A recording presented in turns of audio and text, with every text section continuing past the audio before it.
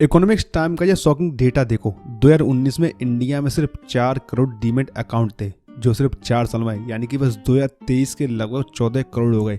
उसी साल में फाइनेंशियल ईयर में इंडियन स्टॉक मार्केट में 1.73 ट्रिलियन रुपीस यानी करीब $20 मिलियन का इन्वेस्टमेंट हुआ। ये डेटा क्लियर दिखाता है कि इंडियन अपने इन्वेस्टमेंट को लेकर काफी सीरियस हो गए हैं और अपनी सेविंग का एक बड़ा हिस्सा स्टॉक मार्केट में लगा रहे हैं, जबकि पहले ज्यादातर लोग अपना पैसा गोल्ड और रियल एस्टेट में इन्वेस्ट करते थे। पर एक प्रॉब्लम है, ज्यादातर इंडियंस खुद में इन्वेस्ट नहीं करते, ये जानते हुए कि स्टॉक मार्केट 15% का रिटर्न देता है, जबकि सेल्फ इन्वेस्टमेंट 15 नहीं बल्कि हजारों गुना रिटर्न देता है। दुनिया के एक सबसे अमीर आदमी ने इसी बात को एक्सेप्ट किया है।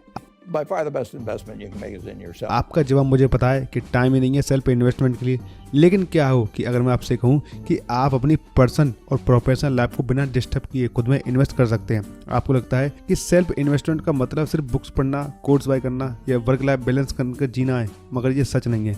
इस वीडियो में मैं आपको 5 सिंपल और प्रैक्टिकल एक्टिविटी के बारे में बताऊंगा जो आप बिना अपना डेली रूटीन खराब किए कर सकते हो। इसके साथ ही आप सीखोगे कि अपने नॉलेज को कैसे इफेक्टली अप्लाई करें। दूसरे शब्दों में आप इस नॉलेज इज पुअर से नॉलेज इज पावर वाले माइंडसेट में शिफ्ट हो जाओगे। तो चलो वीडियो को स्टार्ट करते हैं। Why invest in yourself. इन 5 एक्टिविटी पर जाने से पहले इन्वेस्टमेंट योर सेल्फ का वाई समझना बहुत जरूरी है। आप खुद में क्यों इन्वेस्ट करोगे, जरूरत क्या है। सच तो यह है कि इंसान तभी एक्शन लेता है जब उसके पास एक स्ट्रॉन्ग वे या नीड होती है। आज ज्यादातर इंडियंस अपने पैसे गोल्ड, एफडी, रियल एस्टेट या स्टॉक्स में पैसे इन्वेस्ट करता है सिर्फ एक रीजन की वजह से, वो है सेफ्टी। जैसे कि घर देता है फैमिली सेफ्टी, एफडी देती है इमरजेंसी सेफ्टी, गोल्ड देता है ट्रेवल सेफ्टी, स्टॉक्स देते हैं रिटायरमेंट सेफ्टी। लेकिन अगर जॉब चली जाए या बिजनेस में लॉस हो जाए तो ये सेफ्टी टूल्स टेम्परेरी सिक्योरिटी देते हैं, मगर सेल्फ इन्वेस्टमेंट एक ऐसी चीज है जो आपको किसी भी बुरी से बुरी हालत से निकालने में मदद करता है, इसीलिए ये परमानेंट इन्वेस्टमेंट है। एक बार गौतम बुद्ध को एक आदमी ने बहुत सारी गालियां दी, लेकिन बुद्ध एकदम शांत रहे। ये पॉसिबल हुआ उनके मेडिटेशन और योगा में सेल्फ इन्वेस्टमेंट की वजह से। यहाँ मैं मेडिटेशन, एक्सरसाइज या बुक्स पढ़ने या कोर्सेज बाय करने की बात नहीं कर रहा हूँ। हाँ, ये सब सेल्फ इन्वेस्टमेंट के मेथड हैं, लेकिन इनमें काफी टाइम और एनर्जी लगती है और आजकल के बिजी लोगों के पास टाइम तो है ही नहीं। How to in yourself 5 easy ways. अब हम बात करते हैं 5 इजी एक्टिविटी की जो आपको लाइफ लॉन्ग सेफ्टी और ग्रोथ देती हैं, बिल्कुल फ्री और बिना आपका रूटीन खराब। लेकिन उससे पहले एक छोटी सी बात को समझना होगा जो लाइफ में हमेशा काम आएगी, और वो है नॉलेज इज पावर। लेकिन आज के टाइम में ज्यादातर इंडियंस के लिए नॉलेज इज पुअर बन के रह गई है। यहाँ पुअर का मतलब गरीब नहीं, बेचारा है। जैसे पुअर गाय का मतलब होता है बेचारा लड़का।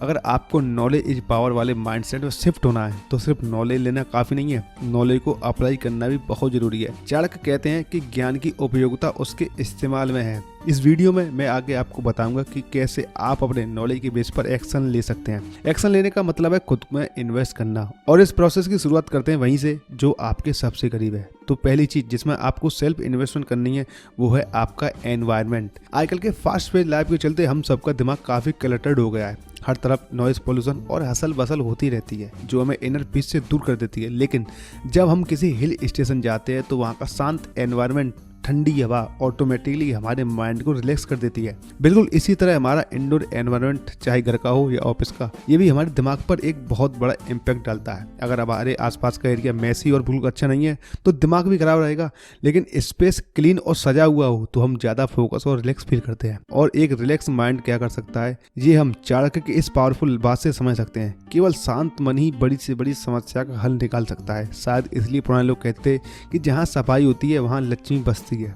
यहाँ लक्ष्मी का मतलब देवी नहीं बल्कि पैसा है। इसका सीधा सा मतलब यह है कि आपकी ग्रोथ में आपकी एनवायरनमेंट एक बड़ा रोल प्ले करता है। इसीलिए अपने एनवायरनमेंट को अपना दोस्त बनाओ, दुश्मन नहीं। और ये करने के लिए आपको सिर्फ 3 एक्शन लेने हैं। पहला, मेक योर बेड। सुबह बेड बनाना एक छोटा काम है लेकिन इसका इम्पैक्ट काफी बड़ा है। बेड बनने से पहले आपका एनवायरनमेंट बेटर फील देता है, और दूसरा, आप एक अच्छा फील करते हो। ये दोनों मिलकर आपके बाकी काम को करने के लिए मोटिवेशन देते हैं। और ये बात याद रखो, मोटिवेशन काम करने से पहले नहीं बल्कि काम करने के बाद आती है। इसलिए मोटिवेशन का इंतजार मत करो बल्कि काम स्टार्ट करो, मोटिवेशन खुद चल के आपके पास आएगा। सेकंड है, bye to bad hate to good, यानी कि उन सब चीजों को हटा दो जो काम की नहीं है और यूजफुल आइटम अपने पास रखो। इससे आपका एनवायरनमेंट अच्छा रहेगा और माइंड स्ट्रेस फ्री होगा। फॉर एग्जाम्पल 20 सेकंड रूल के हिसाब से अगर किसी चीज को ढूंढने में 20 सेकंड से ज्यादा लगते हैं तो आप प्रोग्रेस करने लगते हो, काम नहीं स्टार्ट कर पाते हो। जैसे विवेक को गिटार बजाना पसंद है पर प्रैक्टिस नहीं कर पाता क्योंकि उसका गिटार अलमारी के अंदर पैक करके रखा हुआ है। गिटार निकालने के लिए पहले अलमारी खोलनी पड़ती है, फिर गिटार खोलना पड़ता है। ये 20 सेकंड का बैरियर बन जाता है। अगर विवेक का गिटार आसानी से मिल जाता तो वो ज़्यादा प्रैक्टिस कर सकता था और अपने पैशन को प्रोफेशन में बदल पाता। इसलिए अपने एनवायरनमेंट को ऐसे सेट करो कि गुड सर्विस इजी और बैड हैबिट डिफिकल्ट हो जाए। नंबर 3 है बेटर इक्विपमेंट में इन्वेस्ट करो। कभी कभी टूल्स अपग्रेड करना बहुत जरूरी होता है। बेटर इक्विपमेंट आपके काम को ज़्यादा एफिशिएंट बनाते हैं और टाइम भी सेव कर रखते हैं। एग्जाम्पल में मैं अपने पुराने पीसी पर वीडियो एडिट करता था तो बहुत ज़्यादा टाइम लगता था, लेकिन जैसे मैंने अपना सिस्टम अपग्रेड किया तो मेरा एडिटिंग टाइम काफ़ी कम हो गया। इससे मुझे दूसरे काम करने का टाइम मिल गया। और पहला इन्वेस्टमेंट जो सेल्फ का मकसद है अपने एनवायरनमेंट को ऑप्टिमाइज करना, क्लीन और ऑर्गेनाइज स्पेस करना ग्रोथ मुश्किल है। अब चलते हैं दूसरे मेथड की तरफ जो है स्टोरी टेलिंग। सिंपल सी बात कहूँ तो स्टोरी टेलिंग का मतलब है प्रेजेंटेशन। हर प्रेजेंटेशन में एक पैटर्न होता है जो लोगों को एंगेज करता है। सोचो हम फ्लावर्स को क्यों पसंद करते हैं, क्योंकि उनमें एक पैटर्न होता है। अगर वो मेसी और रैंडम होते तो वे शायद इतने अच्छे ना लगते। स्टोरी टेलिंग काम को इम्पैक्टफुल बनाती है, लेकिन ज़्यादातर लोग बस काम को खत्म करना चाहते हैं। इसी वजह से ना तो वे अपने काम से सीख पाते हैं और ना ही अपनी स्किल को शार्प कर पाते हैं। एज रिजल्ट स्टैंड लाइफ आज के टाइम में हर इंसान सेल्समैन है। आप जो भी करते हो अपने आप को एक कौन सा सेलर समझो। सेलर बनने का मतलब है कि अपने काम में स्टोरी टेलिंग इंक्लूड करो। उसका इम्पैक्ट कस्टमर पर क्या हो रहा है उस पर फोकस करो। एग्जाम्पल, अगर कोई कंटेंट राइटर है तो उसे अपने कंटेंट को ऐसे प्रेजेंट करना चाहिए कि वो रीडर्स का अटेंशन क्रिएट कर सके और बिजनेस के लिए प्रॉफिटेबल बन जाए। अगर काम अच्छा है तो उसे बेस्ट बनाओ, अच्छा नहीं है तो उसे इम्प्रूव करो। जब आप अपने काम में मास्टर बन जाओगे तो आप फ्रीलांसिंग या अपना बिजनेस स्टार्ट कर सकते हो। आज यूएस में 50% से ज़्यादा लोग फ्रीलांस करियर सेव कर रहे हैं। फ्रीलांसिंग एक पैसे कमाने का ऑप्शन नहीं बल्कि वर्क लाइफ बैलेंस करने का भी एक तरीका है। स्टोरी टेलिंग आपके काम में इम्पैक्ट डालती है। आपके काम में प्रॉपर पैटर्न और प्रेजेंटेशन इंक्लूड करो। इससे रिजल्ट आपको बहुत अच्छे जरूर मिलेंगे। नंबर 3 है कम्युनिकेशन। वॉरेन बफेट ने एक बार कहा था, you can't communicate, it's like winking at a girl in the dark, nothing happiness. ये बात हर जगह अप्लाई होती है, स्पेशली जब बात रिलेशनशिप और कनेक्शन की हो। अगर सबसे आधुनिक और सेल्फलेस रिलेशनशिप की बात करें तो वो होता है पेरेंट्स और बच्चों के बीच। इंडिया के कॉन्टेक्ट में हस्बैंड वाइफ का बॉन्ड काफी सेल्फलेस माना जाता है, लेकिन बाकी दुनिया सेल्फिश है। हर रिश्ता किसी न किसी बेनिफिट के कारण जुड़ा हुआ होता है। जब दुनिया इतनी सेल्फिश है तो आपको भी अपने फायदे के लिए क्लाइंट्स और कस्टमर और टैलेंटेड लोग और स्पेशली इन्फ्लुएंसर लोगों के साथ अच्छे कनेक्शन बनाने पर फोकस करना चाहिए। एक पावरफुल लाइन हमेशा याद रखो, बकरों का सरदार बनने से अच्छा है तुम किसी शेर का सिपाही बनो, क्योंकि बलि हमेशा बकरों की दी जाती है, शेर की नहीं। पावरफुल और टैलेंटेड लोगों के साथ जुड़ने का सबसे बड़ा फायदा ये है कि जब आपको जरूरत पड़ेगी तो ये लोग या उनका नेटवर्क आपकी हेल्प कर सकता है किसी न किसी तरह से। लेकिन ये कनेक्शन बिल्ड के लिए एफर्ट करना पड़ता है। कनेक्शन बनाने के लिए आपको लोगों की हेल्प करनी पड़ती है। जब तक आप किसी की हेल्प नहीं करते हो तब तक आप वैल्यूएबल नहीं बन जाओगे। जरूरत पड़े तो अपने कंफर्ट जोन से बाहर जाओ। सिर्फ प्रॉमिस मत करो, अपने एक्शन से लोगों को इम्प्रेस करो।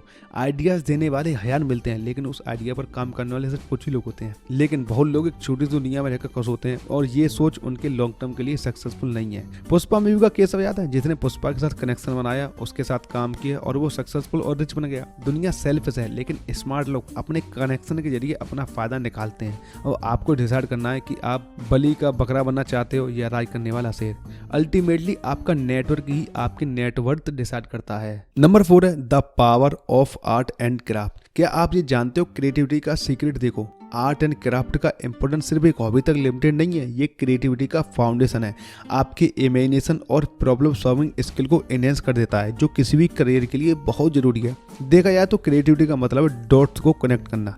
इसका परफेक्ट एग्जांपल है स्टीव जॉब्स। स्टीव जॉब्स ने अपनी कैलीग्राफी क्लासिकल नॉलेज को एप्पल को डेवलप करते टाइम अप्लाई किया था। एज अ रिजल्ट एक ऐसा कंप्यूटर जो टेक्नोलॉजी और एस्थेटिक्स का परफेक्ट कॉम्बिनेशन था। एक एंटरप्रेन्योर की क्रिएटिविटी पूरी कंट्री की प्रोग्रेस का रीजन बन सकती है। जैसे कि एक लड़की को एजुकेट करने से पूरा परिवार एजुकेटेड हो जाता है, वैसे ही एक एंटरप्रेन्योर एक इकोसिस्टम स्टेबलाइज कर सकता है। क्रिएटिविटी सिर्फ इमेजिनेशन का नहीं बल्कि एक्शन का गेम है। अपने फ्री टाइम को विजुअली इन्वेस्ट करो और अपनी क्रिएटिविटी को अच्छा करो। जैसे कि मूवीज को एनालाइज करना, मूवी सिर्फ एंटरटेनमेंट के लिए नहीं है, लर्निंग के लिए भी बनी होती हैं। जैसे कि पुष्पा की story telling, visual work, fast branding और क्रिएशन के लिए इंस्पिरेशन बन सकती है। ऐसे यूट्यूब से ऐसी चीजें देखो, इंस्पिरेशन वीडियो देखो जो पर्सपेक्टिव और स्किल सिखा सके।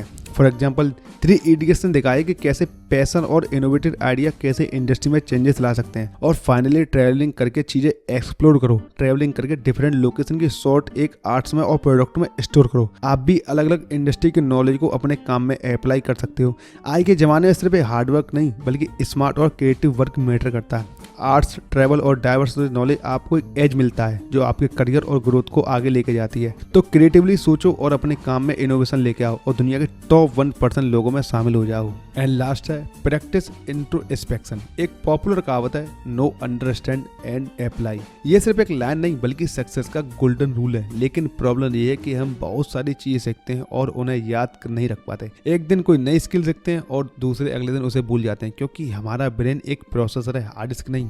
लेकिन ये आइडिया बनाने में अमेजिंग है लेकिन स्टोरेज में एवरेज। इसीलिए जो भी सीखो उसे डेली लिखने की आदत डालो, हाथ से। बेड टाइम से पहले हाथ से लिखने का इम्पैक्ट आपके टाइपिंग से ज्यादा होता है। जब आप हाथ से लिखते हो तो ब्रेन के साथ न्यूरल कनेक्शन स्ट्रॉन्ग हो जाते हैं। इस प्रोसेस को एक्टिव इंगेज कहते हैं, जो मेमोरी और लर्निंग के लिए काफी इफेक्टिव है। जब भी आप लिखते हो तो आपके ब्रेन को सिग्नल मिलता है कि ये इन्फॉर्मेशन इंपॉर्टेंट है। नींद के दौरान ब्रेन शॉर्ट टर्म मेमोरी को लॉन्ग टर्म मेमोरी में कन्वर्ट करता है। ये एक साइंटिफिक प्रोसेस है जो आपकी लर्निंग को धीरे धीरे इंप्रूव कर देता है। राइटिंग आपको मेंटली रिलैक्स करती है और अगले दिन के लिए भी क्लियर माइंडसेट देती है। लेकिन सिर्फ लिखना काफी नहीं है, वीकली और मंथली रिवीजन करना भी जरूरी है। रिपीट करने से आपके दिमाग की वो इन्फॉर्मेशन स्ट्रांगली याद रहती है। साइंस कहता है कि रिवीजन मेमोरी को प्रायोरिटी सिग्नल देता है और उसे रोबस्ट बनाता है। यहाँ तक कि रिवीजन नोट्स उस वक्त तक प्राइस दे सकते हैं जब आप लॉस या डिप्रेस्ड फील कर रहे हो। फॉर एग्जाम्पल, एक स्टूडेंट जो अपने फेलियर के बाद जब वो लो फील कर रहा होता है तो उसने अपनी डायरी खोली और अपने पिछले अचीवमेंट को पढ़ा, तो उसे रियलाइज हुआ कि वो कितना कैपेबल है और ये चीजें उसका कॉन्फिडेंस फिर से बूस्ट करती हैं। राइटिंग एक गेम चेंजर बन सकता है, बस आप उसे अपने लाइफ का एक पार्ट बना लो। तो दोस्तों, आपको ये वीडियो कैसा लगा? अगर अच्छा लगा हो तो लाइक कर देना and thank you for watching.